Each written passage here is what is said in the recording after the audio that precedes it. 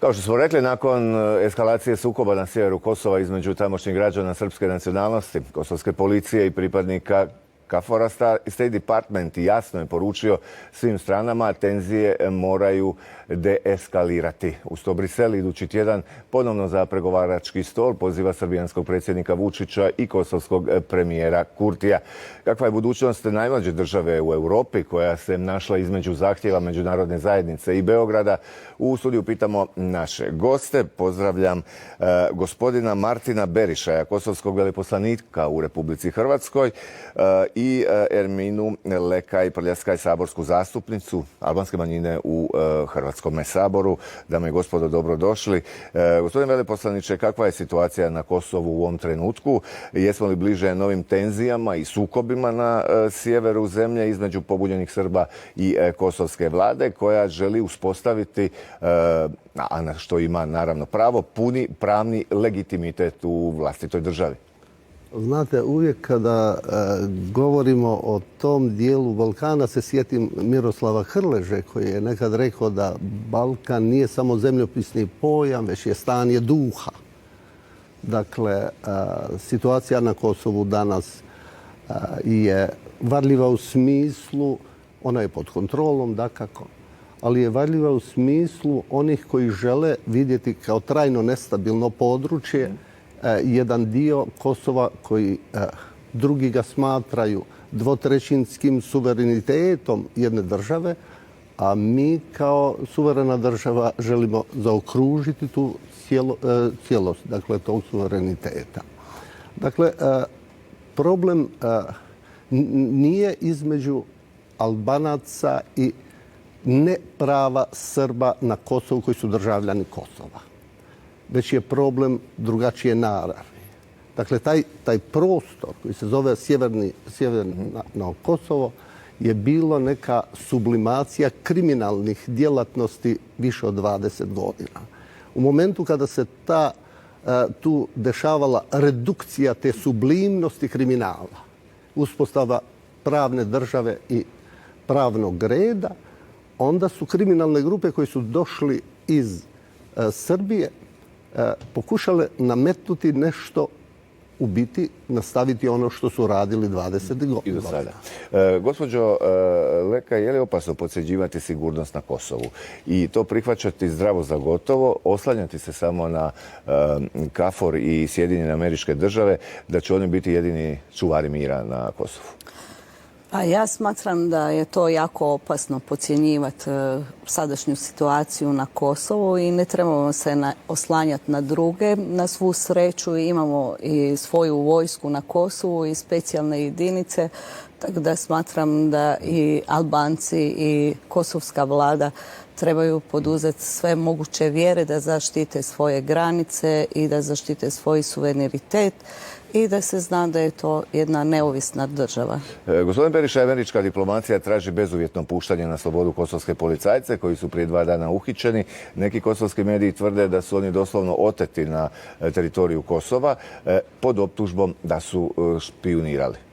U biti tu se ne radi o arestiranju, već o kidnapiranju tog dijela 3 policajaca koji su kontrolirali tu zonu gdje se najviše ilegalno ulazilo, dakle, i oružja i stvari i tako dalje. Dakle, srpska specijalna policija ih je kidnapirala negdje oko 1300 metara od granične linije sa Srbijom. Američka administracija je od njih zahtijevala da ih bezuvjetno ispusti. Mi smo kao posljedično tome napravili to da smo postavili veći nadzor nad granicama. Drugi smatraju da smo izolirali Kosovo. Mi mislimo da samo kontroliramo u ovim uvjetima privremeno jednu stvar, jer su oni željeli da bi srpska strana, dakle, je željela da bi 3 pripadnika naše policije koji su kidnapirali u područje Kosova htjeli zamijeniti sa 3 ta kriminalca koji koji su napravili nered i koji su napali KFOR, koji je bio neka zaštita između kosovske policije i naših. Dakako, to se ne može poistovjetiti i s tim u svezi i američka administracija jučer bezuvjetno tražila njihovo ispuštanje.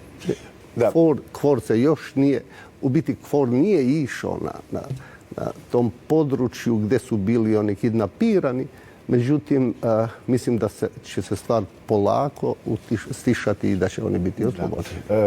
Gospođo Lekaj, ali to je izazvalo opet blokadu ulaska srpske robe na Kosovo?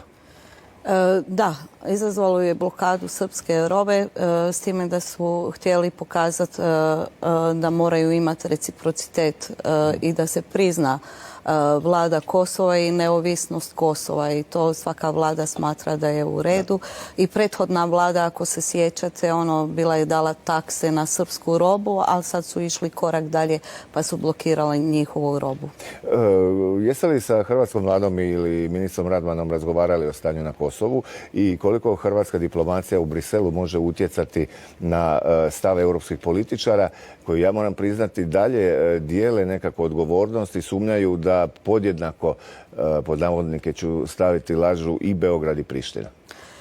Trenutno nisam razgovarala konkretno o ovoj situaciji sa vladom Republike Hrvatske, ali znam da imamo podršku vlade Republike Hrvatske i to se pokazalo i na zadnjem sastanku gdje je premijer Plenković javno rekao i podržao Kosovo i neovisnost Kosova, a i hrvatska diplomacija radi na tome da što prije Kosovo bude dio Europske unije, jer svi znamo da Kosovo jest dio Europe, samo treba se integrirati u Europsku uniju i biti sastavni dio Europske unije. Da. Gospodin Berišaj, međunarodna zajednica kao da od Prištine očekuje uzmak. Evo, ako ja griješim, vi me slobodno ispravite. Srbi na sjeveru Kosova su bojkotirali lokalne izbore. Dakle, nisu htjeli napustiti, nakon što su izbori provedeni, općinske zgrade u kojima su trebali doći novo izabrani čelnici. Kosovska vlada je opet na intervenciju međunarodne zajednice pristala na ustupak i spremni su ponoviti izbore, ali naravno i da Srbi iziđu opet na birališta, ali ni to druga strana ne prihvaća. Dakle, imam dojam kao da se bilo što stavi na stol, samo se traži razlog da se opet krene u neku novu blokadu. Dakle, harmonizacija kosovske vlade i kosovskih vlasti sa međunarodnom zajednicom se je pokazala već od veljače, od ožujka kada je bio taj susret u Ohridu. Mi smo dakako pristali da bi postavili da bi napravili jedan pomak. Na Kosovu se desilo to da su bili izbori koji su bili i priznati sa strane međunarodne zajednice. Dakako, broj koji su izašli na izbore je bio prilično minimalan, ali sve u svemu to je bilo legalno i legitimno. Dočim srpska strana je to bojkotirala. 2 dana prije tih izbora je gospodin Jablanović odustao da bi... Da, ali moram se još nešto pitati. Biću otvoren do kraja. Prijete li sankcije kosovskoj vladi ako ne pristane na popustljiviju politiku koja može značiti da sjever Kosova bude pod potpunim nadzorom KFOR-a, odnosno Sjedinjenih Američkih Država? I možda još jedno važno pitanje. Koliko su istinite špekulacije da albanski predsjednik Rama potiho podržava Vučićevu politiku na Kosovu? Meni, a vjerujem i dobrom dijelu gledatelja hrvatske televizije, iz ove perspektive to se čini možda paradoksalnom ili nemoguće. Dakle, naš prirodni saveznik su Sjedinjene Američke Države i međunarodna zajednica sa kojima jako dobro funkcioniramo. Kakve li sankcije mogu biti ukoliko mi budemo poštivali demokratska načela, onda bi to izgledalo malo drugačije, znate, jer ako imate legitimne izabrane predstavnike, pristajemo na njihovo, na izvanredne te izbore, samo se trebaju stvarati ti uslovi. Da li postoji ta mogućnost? Uvijek se mora u tom geopolitičkom smislu razmišljati i o toj mogućnosti. Mi smo izuzetno obazrivi glede toga. Stvar kosovske i albanske, dakle, države je malo drugačiji od one perspektive koji žele drugi pogledati. Da li se gospodin premijer Rama postavio na jednu ili drugu stranu, ja ne bih želio o tome, pošto nekako nema niti smisla govoriti. On je pokušao na svoj način dati svoj doprinos. Međutim, interes nekih je da se između Albanaca još na toj razini postavlja nešto, neka barikada koju da kako mi nećemo prihvatiti, jer nema nikakvog razloga za nešto tako. Dame i gospodo, hvala na gostovanju u Studiju 4, odnosno u vijestima. Pratit ćemo naravno sve ono što se događa na Kosovu, u Hrvatskoj interesu da u regiji i posebno na Kosovu i dalje bude mir. Hvala i vam.